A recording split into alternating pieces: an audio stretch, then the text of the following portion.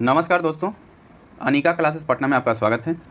आज हम देखेंगे ज्ञान बिंदु जीएस एकेडमी के द्वारा तैयार किया गया टेस्ट नंबर 21। इससे पहले आपने 1 से लेकर के 20 तक का सेट प्रैक्टिस नहीं किया है तो आप इसका प्रैक्टिस ज़रूर कर लें। वह हमारे चैनल के डिस्क्रिप्शन बॉक्स में आपको मिल जाएंगे। साथ ही इसके PDF के लिए आप हमारे Telegram channel Anika classes Patna पे जुड़ सकते हैं। आज जो है इस सेट का टारगेट रखे हैं 5 के व्यू जाने के बाद इसका टेस्ट नंबर 21 का PDF आपको 1 से 2 दिन में आपको हमारे टेलीग्राम चैनल पे आपको अवेलेबल करवा दिया जाएगा। साथ ही आप लोग कमेंट बॉक्स में कमेंट करके ज़रूर बताएंगे कि आपका स्कोर कार्ड क्या है। और आज इसका इस सेट का स्कोर जो है 60 प्लस रखा गया है। ठीक है, तो चलिए स्टार्ट करते हैं आज का सेशन। देखते हैं क्वेश्चन नंबर 1। निम्नलिखित में से किसने कृष्ण को हेराक्लीज नाम से उल्लेखित किया था? तो इसका राइट आंसर हो जाएगा ऑप्शन नंबर बी, मेगास्थनीज। ठीक है, भागवत धर्म का उद्भव जो है मौर्योत्तर काल में हुआ था। इस धर्म के संस्थापक वासुदेव श्री कृष्ण कहलाए। देखते हैं क्वेश्चन नंबर 2। बंगाल पर चंद्रगुप्त मौर्य की विजय के बारे में जानकारी किस अभिलेख से मिलती है? तो राइट आंसर हो जाएगा ऑप्शन नंबर ए, महास्थान अभिलेख। ठीक है, क्वेश्चन नंबर 3 देखेंगे कि निम्नलिखित में से कौन से गुप्त शासक ने सर्वप्रथम चांदी के सिक्के चलाए थे? तो चांदी का सिक्का जो है वह चंद्रगुप्त प्रथम के द्वारा सर्वप्रथम चलाया गया था। क्वेश्चन नंबर 4 देखेंगे, कल्हन हर्ष का आश्रित कवि था। हर्ष किस वंश से संबंधित है? तो हर्ष जो है वह लोहार वंश से संबंधित है। ठीक है, इस सेट में जो है आपको पूर्ण रूपेण बिहार दरोगा के लिए टोटल जो 100 क्वेश्चन आंसर करवाए जाते हैं। ठीक है, पूर्णतः विधिवत है, जिसमें आपको 10 मैथ में रीजनिंग और मैथ देखने के लिए मिलेगा, है ना। बाकी करंट का भी प्रश्न इसमें मिलेगा। तो सेट को शुरू से लेकर अंत तक जरूर देखेंगे क्वेश्चन नंबर 5। चोल काल में वेली क्या था? तो चोल काल में वेली जो है वह भूमि माप की इकाई थी। क्वेश्चन नंबर 6 देखेंगे, बलबन द्वारा सिजदा तथा पाबोस का नियम लागू करने का प्रयोजन क्या था? तो इसका प्रयोजन यह था कि ताज की शक्ति तथा प्रतिष्ठा में वृद्धि। ऑप्शन नंबर बी इसका राइट आंसर हो जाएगा। क्वेश्चन नंबर 7 देखेंगे, वर्तमान समय में विजयनगर साम्राज्य का नाम क्या है? तो अभी वर्तमान समय में जो है विजयनगर साम्राज्य का नाम हस्तिनावती है। क्या है? हस्तिनावती। क्वेश्चन नंबर 8 देखेंगे, अकबर द्वारा घोषित महजर का प्रारूप किसने तैयार किया था? तो इसका जो है राइट आंसर आपका ऑप्शन नंबर सी हो जाएगा, शेख मुबारक। ठीक है, यहाँ महजर नहीं, यह मजहर होगा, मजहर। ठीक है, मजहर। अकबर ने मजहर की घोषणा जो है वह 1579 में किया था। क्वेश्चन नंबर 9 देखेंगे, बेदरा का युद्ध इनमें से किनके बीच हुआ था? तो जो बेदरा का युद्ध है वह इंग्लैंड और नीदरलैंड के बीच हुआ था। कौन सा? बेदरा का युद्ध। वह कब हुआ था? तो 1759 में हुआ था। इंग्लैंड और नीदरलैंड के बीच बेदरा का युद्ध 1759 में हुआ था। क्वेश्चन नंबर 10 देखेंगे, निम्नलिखित में से कौन सा विकल्प सही नहीं है? एक तरफ समाचार पत्र दिया गया है, दूसरे तरफ जो है संपादक का नाम। तो इसका राइट आंसर जो है ऑप्शन नंबर ए हो जाएगा कि द ट्रिब्यून के लेखक के.एम. पनिकर नहीं है। तो इसके लेखक हैं कौन? तो इनके लेखक हैं दयाल सिंह मजीठिया। कौन है? दयाल सिंह मजीठिया। इसका संपादन जो है 1881 में किया गया था। ठीक है, यह नोट करते चलेंगे, 1881। बाकी तीनों पुस्तक जो हैं वह बिल्कुल सही हैं। अल बिलाग के लेखक मौलाना अबुल कलाम आज़ाद, हिंदू पैट्रियट के लेखक गिरीश चंद्र घोष, सोम प्रकाश के लेखक ईश्वर चंद्र विद्यासागर। क्वेश्चन नंबर 11 देखेंगे कि हिंदू महिला संपत्ति अधिनियम किस वायसराय के समय पारित हुआ था? तो इसका ऑप्शन देख लेंगे। 4 ऑप्शन दिए गए हैं, तो इसमें राइट आंसर इसका जो हो जाएगा लॉर्ड लिंथगो। तो आप लोग हमें कमेंट बॉक्स में बताएं कि लॉर्ड लिंथगो का शासनकाल जो है कब से कब तक रहा था। ठीक है, क्वेश्चन नंबर 12 देखेंगे, सरोजनी नायडू को नाइटिंगेल ऑफ इंडिया संबोधन किसके द्वारा दिया गया है? तो इसका संबोधन जो है महात्मा गांधी के द्वारा दिया गया है। क्वेश्चन नंबर 13 देखेंगे, कांग्रेस के किस अधिवेशन में कदम्बनी गांगुली ने कांग्रेस अधिवेशन में को जो है कि संबोधित किया था? कदम्बनी गांगुली। तो राइट आंसर हो जाएगा ऑप्शन नंबर ए, 1890 कलकत्ता अधिवेशन। क्वेश्चन नंबर 14 देखेंगे कि निम्नलिखित में से किस नेता ने भारत विभाजन पर कहा कि राष्ट्रवादी का संप्रदायवाद के पक्ष में समर्पण है? तो राइट आंसर हो जाएगा option number D, doctor Saifuddin Kitchlu. Question number 15, Singh Sabha आंदोलन का प्रारंभ किस वर्ष हुआ? तो जो सिंह सभा है उसका आंदोलन का जो है वह 1870 में प्रारंभ किया गया था। Right answer option number B हो जाएगा। क्वेश्चन नंबर 16 देखेंगे, निम्नलिखित में से कौन सा राज्य जो है 3 देशों के साथ सीमा नहीं बनाती है? तो इसका राइट आंसर हो जाएगा ऑप्शन नंबर ए, त्रिपुरा, क्योंकि त्रिपुरा केवल एक देश बांग्लादेश से जो है तीनों तरफ से घिरा हुआ है, यानी तीनों तरफ सीमा जो है कि बनाती है। क्वेश्चन नंबर 17 देखेंगे, शिवालिक के निचले भाग को कहते हैं? तो शिवालिक के निचले भाग को तराई कहा जाता है। क्वेश्चन नंबर 18 देखेंगे, मकर रेखा निम्नलिखित में से किस महादेश से नहीं गुजरती है? ठीक है, बिहार दरोगा में नहीं करके बहुत सारे प्रश्न रहते हैं। तो मकर रेखा जो है वह एशिया महादेश से नहीं गुजरती है, जबकि अफ्रीका, दक्षिण अमेरिका एवं ऑस्ट्रेलिया महादेश से गुजरती है। क्वेश्चन नंबर 19 देखेंगे, शास्तामा कोट्टा झील किस राज्य में है? तो शास्तामा कोट्टा झील जो है यह केरल में अवस्थित है। क्वेश्चन नंबर 20 देखेंगे, कालपोग परियोजना अवस्थित है। कालपोग परियोजना जो है वह इनमें से कोई भी नहीं, यानी right answer option number D हो जाएगा। तो इसका राइट आंसर क्या है? तो कालपोंग परियोजना जो है कालपोंग नदी पर अंडमान निकोबार द्वीप समूह में अवस्थित है। कहाँ है? अंडमान निकोबार द्वीप समूह में। ठीक है। क्वेश्चन नंबर 21 देखेंगे कि निम्नलिखित में से कौन सा फसल जो है पश्चिमी विक्षोभ से लाभान्वित नहीं होता है? तो नहीं वाले प्रश्न है, तो इसका राइट आंसर हो जाएगा ऑप्शन नंबर डी, मूंगफली। क्वेश्चन नंबर 22 देखेंगे, बरदा जनजाति किस राज्य में निवास करती है? तो जो बरदा जनजाति है वह गुजरात में निवास करती है। कौन सा? बरदा जनजाति। क्वेश्चन नंबर 23 देखेंगे, भारत में स्वतंत्रता के पश्चात पहली सामाजिक, आर्थिक एवं जाति आधारित जनगणना की शुरुआत कहाँ से की गई थी? मोस्ट वीवीआई प्रश्न है। तो इसकी शुरुआत जो है त्रिपुरा से की गई थी। थोड़ा सा इसके बारे में डिस्कशन जान लीजिए कि जनगणना 2011 स्वतंत्रता के पश्चात पहली सामाजिक, आर्थिक एवं जाति आधारित जनगणना, इसकी शुरुआत 29 जून 2011 को पश्चिमी त्रिपुरा के संखोला ग्राम से की गई थी। कौन सा ग्राम? संखोला ग्राम। नोट करते चलिएगा। ठीक है। क्वेश्चन नंबर 24 देखेंगे, भारत का सबसे बड़ा शिपयार्ड बंदरगाह कौन सा है? तो राइट आंसर हो जाएगा कोच्चि बंदरगाह। क्वेश्चन नंबर 25 देखेंगे, भारत में सीमेंट उद्योग की सफल शुरुआत किस वर्ष की गई थी? तो जो सीमेंट उद्योग है इसकी सफल शुरुआत 1914 में की गई थी। क्वेश्चन नंबर 26 देखेंगे, निम्नलिखित में से किस संस्थान पर धान की भूसी में विद्युत उत्पन्न करने वाले संयंत्र लगाया गया है? तो राइट आंसर हो जाएगा option number C, Punjab. Question number 27, dolomite उत्पादन में शीर्ष स्थान है? तो इसका शीर्ष स्थान जो है वह छत्तीसगढ़ है। किसमें? डोलामाइट में। यह पूर्ण रूपेण जो है अप टू डेटेड क्वेश्चन है। ठीक है। क्वेश्चन नंबर 28 देखेंगे, गिर नस्ल जो है किस पशु का है? जो गिर नस्ल है वह गाय की नस्ल है। गिर ज़्यादातर बिहार दरोगा में गाय की नस्ल से ही एक प्रश्न पूछे जाते हैं, तो इस पर आप विशेष तौर पे ध्यान दे करके जाइएगा। क्वेश्चन नंबर 29 देखेंगे, बिलीगिरी रंगनाथ मंदिर बाघ अभयारण्य जो है वह किस राज्य में स्थित है? तो जो बिलीगिरी रंगनाथ मंदिर बाघ अभयारण्य है यह आपके कर्नाटक राज्य में अवस्थित है। क्वेश्चन नंबर 30 देखेंगे, खांटम लोक नृत्य किस राज्य का है? तो खांटम लोक नृत्य जो है वह मिजोरम राज्य का है।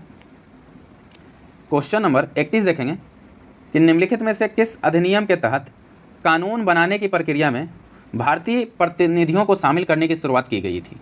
तो इसका राइट आंसर हो जाएगा ऑप्शन नंबर बी, 1861 भारत परिषद अधिनियम। क्वेश्चन नंबर 32, नगर निगम का प्रावधान उल्लेखित है? तो जो नगर निगम का प्रावधान है वह आपके इनमें से कोई नहीं, इसका राइट आंसर हो जाएगा ऑप्शन नंबर डी। तो किस में है? तो इसके बारे में थोड़ा जान लीजिए। नगर निगम का प्रावधान जो है वह, सुनते जाइएगा थोड़ा, 74वें संविधान संशोधन 1992 के द्वारा 12वीं अनुसूची में जोड़ा गया है। तो राइट आंसर क्या हो जाएगा? 12वीं अनुसूची। ठीक है, अनुसूची यहाँ पूछा गया था। क्वेश्चन नंबर 33 देखेंगे, संविधान संशोधन कितने प्रकार से किया जा सकता है? तो राइट आंसर हो गया ऑप्शन नंबर बी, 3 प्रकार का। तो कौन कौन है थोड़ा जान लेते हैं कि संविधान संशोधन जो है वह 3 प्रकार से किया जाता है।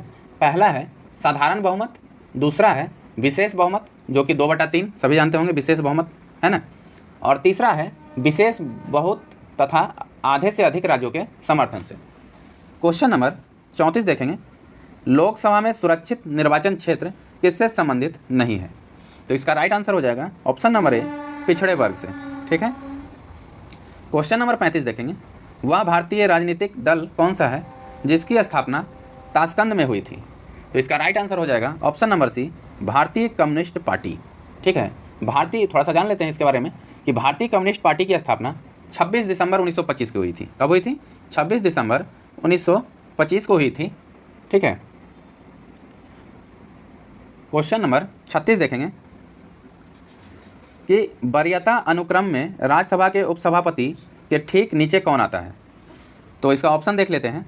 यहाँ 4 ऑप्शन दिए गए हैं, तो इसका राइट आंसर जो है आपका वह ऑप्शन नंबर सी हो जाएगा, भारत के महान्यवादी।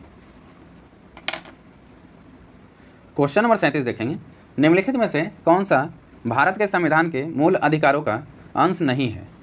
तो इसका right answer option number D हो जाएगा, इनमें से कोई नहीं, यानी कि ये सभी के सभी हैं, और ए बी सी। ठीक है। कि उद्योग एवं कारखानों में बालकों को नियोजन का प्रतिषेध है। ठीक है। व्यापार या कारोबार को आगे बढ़ाना।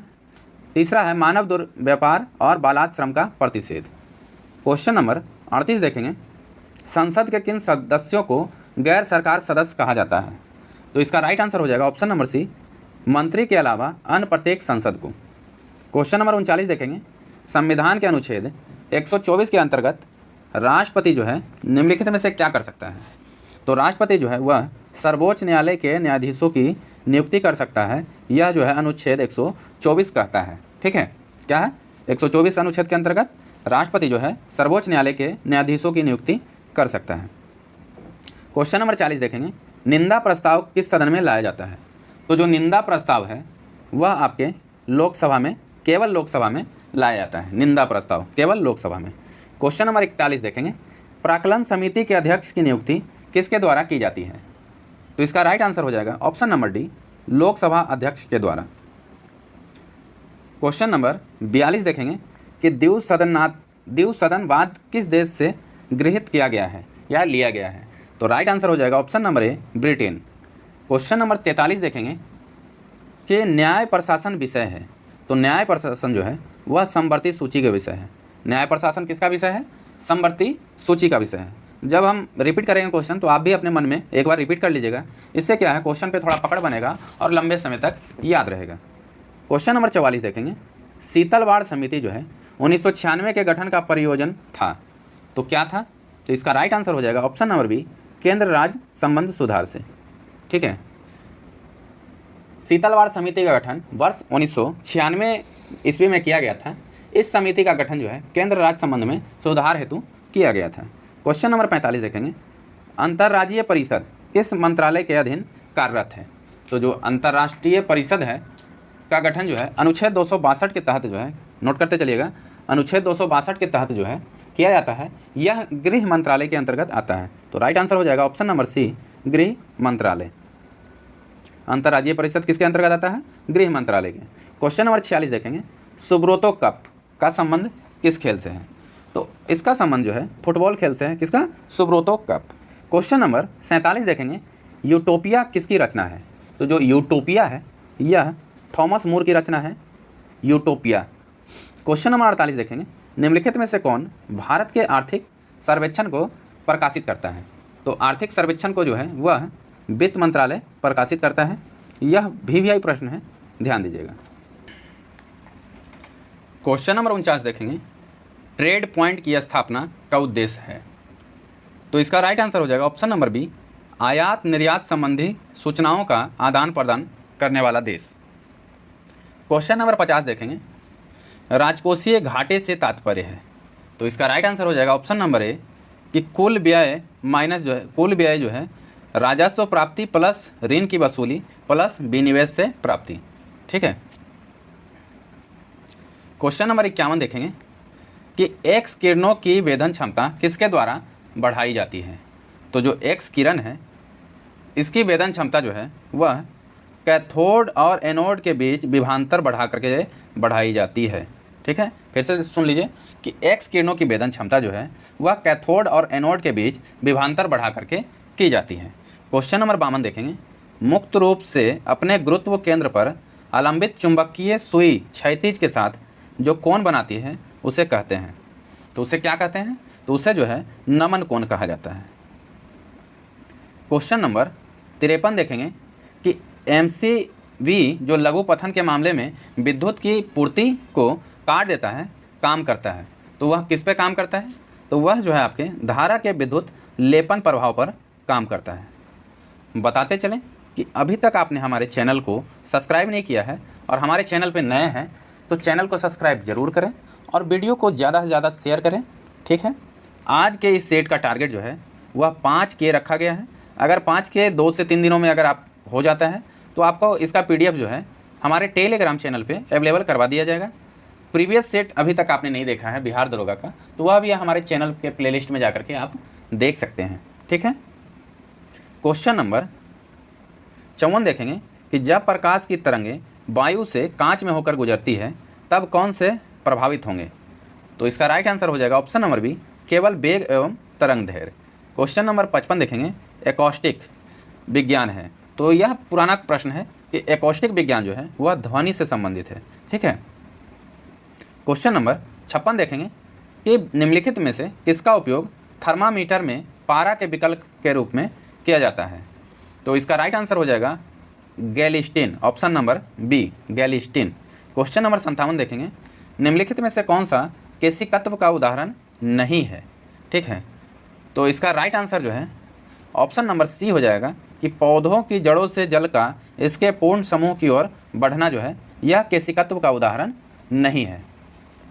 केशिकत्व में आप जानते ही होंगे कि होता क्या है कि नीचे से कोई भी चीज़ जो है, जैसे सूती कपड़ा पर जल की बूंद फैल जाना, यह सब क्या है? केशिकत्व का उदाहरण है। जैसे स्याही का सोखना, यह भी क्या है? केशिकत्व का उदाहरण है। उसी प्रकार जो है भूमिगत जल का ऊपर चढ़ना, यह भी जो है केशिकत्व का उदाहरण है। क्वेश्चन नंबर 58 देखेंगे कि किलोवाट घंटा मात्रक है। तो आपका किलोवाट घंटा जो है वह कार्य का मात्रक है। क्वेश्चन नंबर 59 देखेंगे कि द्रव का ताप बढ़ाने पर पृष्ठ तनाव पर क्या प्रभाव पड़ता है? तो पृष्ठ तनाव जो है वह कम हो जाता है। द्रव का ताप बढ़ाने पर पृष्ठ तनाव क्या होता है? कम हो जाता है। क्वेश्चन नंबर 60, स्थिर वैद्युत के खोजकर्ता हैं। तो जो स्थिर वैद्युत हैं उसके खोजकर्ता आपके थेल्स हैं। कौन है? थेल्स। थेल्स पर मैं आपने पढ़ा होगा, ठीक है, वही है स्थिर विद्युत के खोजकर्ता थेल्स। क्वेश्चन नंबर 61 देखेंगे कि निम्नलिखित में से किस पदार्थ में ऑक्सीजन नहीं है? तो इसका राइट आंसर जो है आपका ऑप्शन नंबर बी हो जाएगा कि मिट्टी का तेल में। मिट्टी के तेल में ऑक्सीजन नहीं होता है, जबकि सीमेंट में होता है, रेत में होता है, कांच में होता है ना।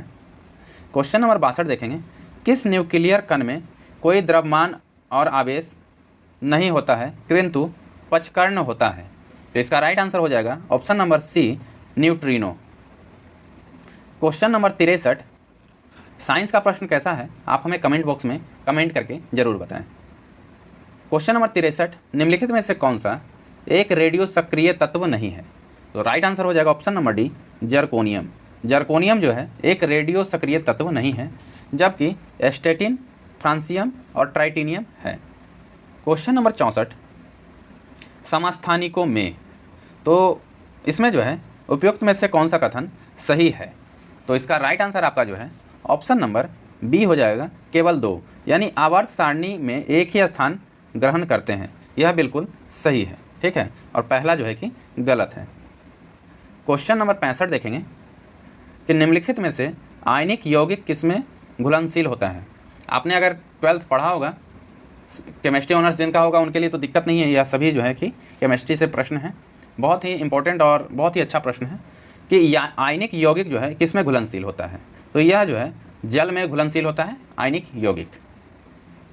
क्वेश्चन नंबर 66 देखेंगे, आवर्त सारणी में आवर्त का प्रथम सदस्य होता है। तो इसके प्रथम सदस्य हैं अधातु। क्या है? अधातु। थोड़ा जान लीजिए, आवर्त सारणी में प्रत्येक आवर्त का प्रथम सदस्य धातु तथा अंतिम सदस्य जो है निष्क्रिय गैस होता है, ठीक है। क्वेश्चन नंबर 67 देखेंगे, उदासीनीकरण क्रिया में बनता है। तो इस क्रिया में जो है आपके लवण एवं जल बनता है, ठीक है। क्वेश्चन नंबर 68 देखेंगे कि कैलामाइन किस धातु का अयस्क है। तो कैलामाइन जो आपका है वह जिंक का अयस्क है। क्वेश्चन नंबर 69 देखेंगे, मार्शल अम्ल के नाम से जाना जाता है। तो मार्शल अम्ल जो आपका है वह H2H2O8 है, ठीक है, H2H2O8, जिसे पैरोक्सी डिसल्फ्यूरिक एसिड को मार्शल ऑल के नाम से जाना जाता है। इसका रासायनिक सूत्र H2H2O8 है। इसके खोज जो है वह प्रोफेसर ह्यूग मार्शल ने 1891 में किया था, नोट कर लीजिएगा। एक बार फिर से आपको रिपीट कर देते हैं कि जो मार्शल अम्ल है जिसको H2H2O8 के नाम से जाना जाता है, इसका खोजकर्ता जो है प्रोफेसर ह्यूग मार्शल ने 1891 में किया था। क्वेश्चन नंबर 70 देखेंगे, निम्नलिखित में से कौन सा एल्डिहाइड है। यह बहुत ही खतरनाक प्रश्न है केमिस्ट्री से, ठीक है। तो इसमें एल्डिहाइड कौन सा है, वह प्रोपेनल है, ठीक है। क्वेश्चन नंबर 71 है कि कोशिका का कंकाल तंत्र किस कोशिका अंगक को कहा जाता है। तो राइट आंसर हो जाएगा ऑप्शन नंबर डी, आंत्रदब जालिका। हमारा तो क्या है, केमिस्ट्री ऑनर्स था तो हमें इतना दिक्कत नहीं होता केमिस्ट्री में, ठीक है।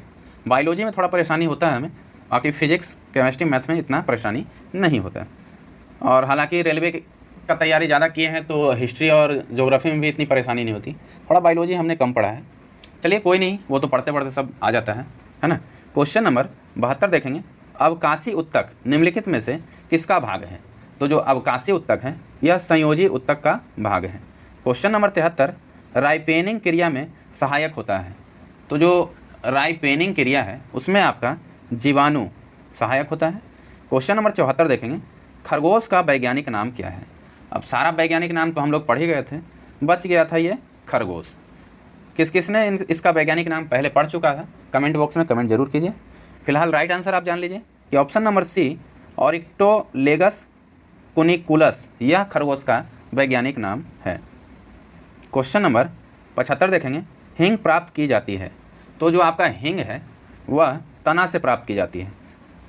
कभी सोचा भी नहीं था कि तना से जो है कि हींग प्राप्त की जाती होगी, लेकिन आज आप लोग जान लीजिए कि हींग जो है वह तना से प्राप्त की जाती है। क्वेश्चन नंबर 76, सर्वप्रथम भोजन के पाचन होता है।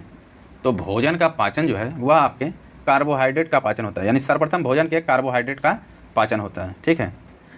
क्वेश्चन नंबर 77, हृदय का दायां अलिंद तथा निलय का बायां अलिंद निलय किस संरचना द्वारा अलग होता है। तो इसका राइट आंसर हो जाएगा ऑप्शन नंबर बी, सेप्टम।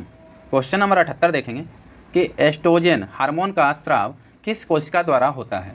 तो राइट आंसर हो जाएगा option number B, Graafian follicle. Question number 79 देखेंगे, तंत्रिका तथा मस्तिष्क के बीच कड़ी का काम कौन अंग करता है। तो राइट आंसर हो जाएगा ऑप्शन नंबर सी, मेरु रज्जु। मेरु रज्जु जो है वह आपके तंत्रिका तथा मस्तिष्क के बीच कड़ी का काम करता है, कौन, मेरु रज्जु। क्वेश्चन नंबर 80 देखेंगे, कॉपर ग्रंथि हिस्सा है। तो आपका कॉपर ग्रंथि जो है वह नर जनतंत्र का भाग है, ठीक है। इसका राइट आंसर हो जाएगा ऑप्शन नंबर बी, पुरुष जन अंग या नर जन अंग, दोनों बात बराबर है। क्वेश्चन नंबर 81 देखेंगे, थोड़ा उसके बारे में जान लेते हैं कि कॉपर ग्रंथि जो है वह नर जनन तंत्र का भाग है। यह एक जोड़ा होता है, यह ग्रंथि मूत्र मार्ग में ही खुलती है। इस ग्रंथि से स्रावित पदार्थ जो है क्षारीय होता है, जिसमें एल्ब्यूमिन प्रोटीन की अधिकता होती है। क्वेश्चन नंबर 81 देखेंगे, हाल ही में भारत के किस राज्य में दुनिया का पहला लिक्विड मिरर टेलीस्कोप स्थापित किया गया है। यहाँ से आपके करंट के प्रश्न चालू हो जाते हैं।